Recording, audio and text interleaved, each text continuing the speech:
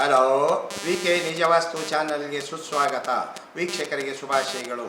ಈಗಾಗಲೇ ನಾನು ಉತ್ತರ ಮತ್ತು ಪೂರ್ವದ ಮೆಟ್ಟಲ ತೆಳಭಾಗದಲ್ಲಿ ರೂಮುಗಳನ್ನು ನಿರ್ಮಿಸುವ ಬಗ್ಗೆ ಸುವಿಸ್ತಾರವಾಗಿ ತಿಳಿಸಿದ್ದೇನೆ. ತಾವು ಅದೇ ರೀತಿ ಮಾಡಿಕೊಳ್ಳುತ್ತೀರೆಂದು ನಾನು ನಂಬಿದ್ದೇನೆ.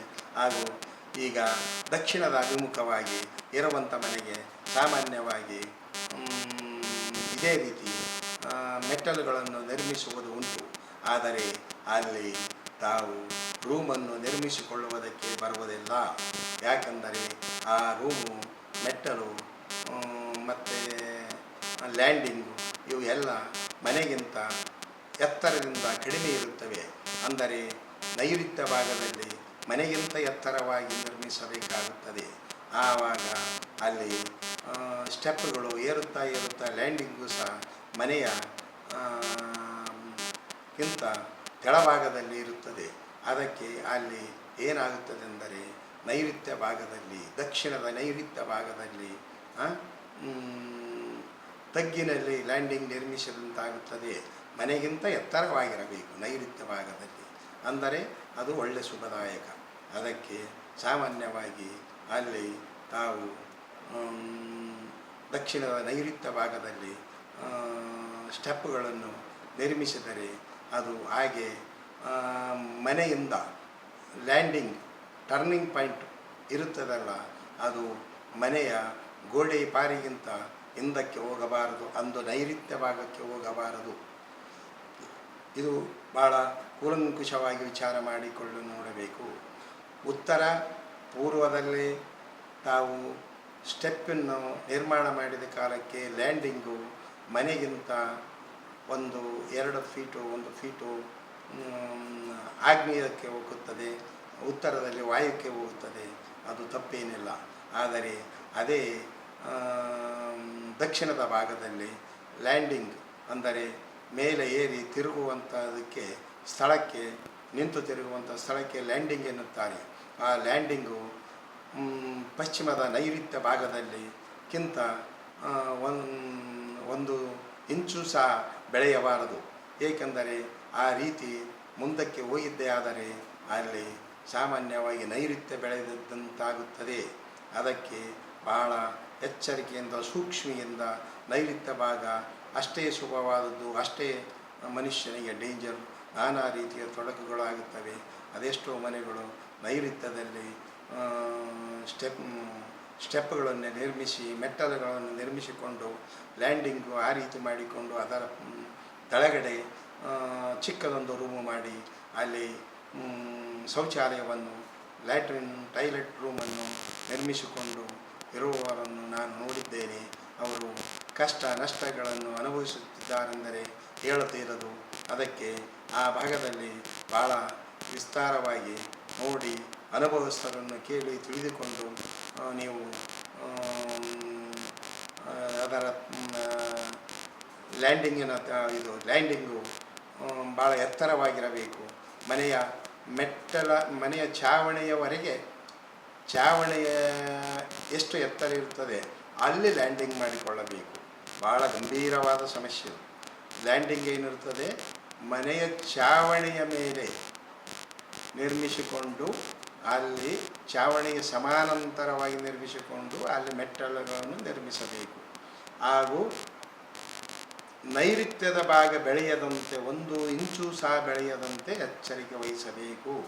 ಇಲ್ಲಂದರೆ ಈಗಾಗಲೇ ನಾನು ಹೇಳಿದ್ದ ಅಲ್ಲಿ ವಾಸಿಸುವ ಗಂಡು ಮಕ್ಕಳಾಗಲಿ ಅಪಘಾತ, ಪಾರ್ಶಿ, ವಾಯು, ಹೆಣ್ಣು ಮಕ್ಕಳಿಗೆ ತೊಂದರೆ.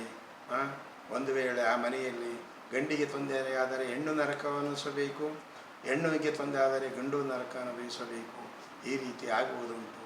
ಅದಕ್ಕೆ ತಾವು ನೈಋತ್ಯ ಭಾಗದಲ್ಲಿ ಸೆಪ್ಟಿಕ್ ಟ್ಯಾಂಕ್, ಲ್ಯಾಟ್ರಿನ್ ರೂಮ್ ಯಾವುದೇ ನಿರ್ಮಾಣ ಮಾಡಿದರೆ ಬಹಳ ಎಚ್ಚರಿಕೆಯಿಂದ, ಗಂಭೀರವಾದ ಸಮಸ್ಯೆ ಇದು.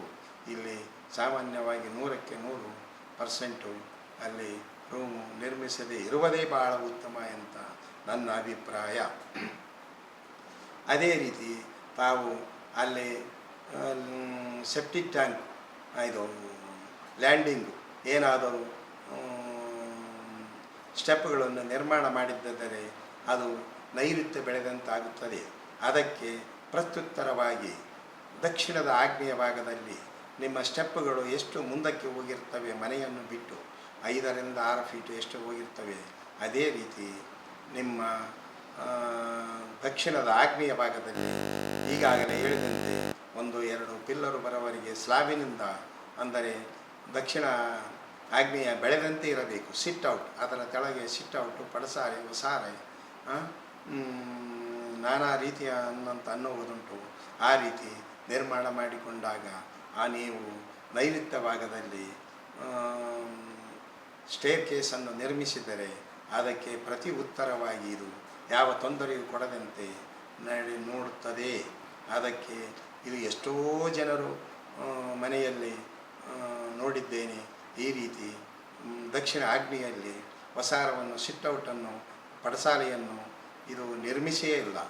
ಕೇವಲ ದಕ್ಷಿಣದ ನೈಋತ್ಯದಲ್ಲಿ ಸ್ಟೆಪ್ಗಳನ್ನು ಮಾಡಿ ಅದರ ಕೆಳಗಡೆ ರೂಮನ್ನು ಮಾಡಿ ಅದೆಷ್ಟು ಕಷ್ಟ ನಷ್ಟಗಳನ್ನು ಅನುಭವಿಸಿದ್ದಾರೆಂದರೆ ಆ ಅನುಭವಿಸುವುದರಿಗೆ ಗೊತ್ತು. ಈ ವಾಸ್ತು ಬಗ್ಗೆ ಸರಿಯಾದ ತಿಳಿಯದೆ ಅದೆಷ್ಟು ಜನರು 100ಕ್ಕೆ 50% ಅಂತೂ ಈ ಕಷ್ಟದಿಂದ ಅನುಭವಿಸುತ್ತಿದ್ದಾರೆಂದು ನಾನು ಹೇಳುತ್ತೇನೆ. ಅದಕ್ಕೆ ಈ ವಿಡಿಯೋ ನೋಡಿದ ಮೇಲೆ ಸರಿಯಾದ ರೀತಿಯಿಂದ ತಿದ್ದಿಕೊಳ್ಳಿರೆಂದು ನಾನು ಆಶಿಸುತ್ತೇನೆ. ಈ ಮಾನವ ಕುಲಕೋಟಿ ಒಂದು ಸಲ ಅಭಿವೃದ್ಧಿಯಿಂದ ಕೆಳಗಡೆ ಬಿದ್ದ ಮೇಲೆ ಹೇಳುವುದಕ್ಕೆ ಅದೆಷ್ಟು ಕಷ್ಟಪಡಬೇಕೆಂದರೆ ಆ ಬಿದ್ದಂಥ ವ್ಯಕ್ತಿಗೆ ಗೊತ್ತಿರುತ್ತದೆ. ಅದಕ್ಕೆ ತಾವು ಈ ವಿಡಿಯೋವನ್ನು ನೋಡಿ ತಮ್ಮ ಮನೆಗಳಲ್ಲಿ ತಪ್ಪು ತಡೆಗಳು ಇದ್ದರೆ ಅಥವಾ ಅಕ್ಕಪಕ್ಕದವರಿಗೆ ಇದೇನಾದರೂ ತೊಂದರೆ ಇದ್ದರೆ ನಾವು ಈ ರೀತಿ ಹೇಳಿ ತಿದ್ದಿಕೊಳ್ಳಲೆಂದು ಹೇಳುತ್ತೇನೆ, ನಾನು ಆಶಿಸುತ್ತೇನೆ. ಅದಕ್ಕೆ ನಮ್ಮ ವಿಡಿಯೋವನ್ನು ಲೈಕ್ ಮಾಡಿ, ಶೇರ್ ಮಾಡಿ, ಬೆಲ್ ಐಕಾನ್ ಒತ್ತಿ, ಕಾಮೆಂಟ್ಸ್ ಮಾಡಿ, ಸಬ್ಸ್ಕ್ರೈಬ್ ಮಾಡಿ. ಮುಖ್ಯವಾಗಿ ಸಬ್ಸ್ಕ್ರೈಬ್ ಮಾಡಿದರೆ ತಮಗೆ ಪುನಃ ಈ ನಮ್ಮ ವಿಡಿಯೋಗಳು ತಮಗೆ ಅಪ್ಲೋಡ್ ಆಗುತ್ತವೆ. ಇಲ್ಲಾಂದರೆ ತಮಗೆ ಮುಂದಿನ ವಿಡಿಯೋ ಅಪ್ಲೋಡ್ ಆಗುವುದಿಲ್ಲ. ಅದಕ್ಕೆ ನೀವು ತಪ್ಪದೆ ಸಬ್ಸ್ಕ್ರೈಬ್ ಮಾಡಲೇಬೇಕು ಎಂದು ಹೇಳುತ್ತೇನೆ. ಸರಿ, ಈಗಾಗಲೇ ದಕ್ಷಿಣದ ಬಗ್ಗೆ ಸವಿಸ್ತಾರವಾಗಿ ನಾನು ಹೇಳಿದ್ದೇನೆ. ಈಗ ಮುಂದಿನ ವಿಡಿಯೋ ಎಂದರೆ ಬಹಳ ಮಹತ್ವವಾದದ್ದು. ಏನೆಂದರೆ ಪಶ್ಚಿಮದ ಭಾಗದಲ್ಲಿ ಲ್ಯಾಂಡಿಂಗ್ ಯಾವ ರೀತಿ ನಿರ್ಮಿಸಿಕೊಳ್ಳಬೇಕು, ರೂಮು ಎಲ್ಲಿ ಕಟ್ಟಬೇಕು, ಟಾಯ್ಲೆಟ್ ಶೌಚಾಲಯ ಗೃಹ ಎಲ್ಲಿ ನಿರ್ಮಾಣ ಮಾಡಬೇಕು, ಹೇಗೆ ಮಾಡಬೇಕು, ಯಾವ ರೀತಿ ಇರಬೇಕು ಎಂಬುದರ ಬಗ್ಗೆ ಕೂಲಂಕುಷವಾಗಿ ತಿಳಿಸುತ್ತೇನೆ. ಮುಂದಿನ ವಿಡಿಯೋವನ್ನು ವೀಕ್ಷಿಸಲೆಂದು ನಾನು ಹೇಳುತ್ತೇನೆ.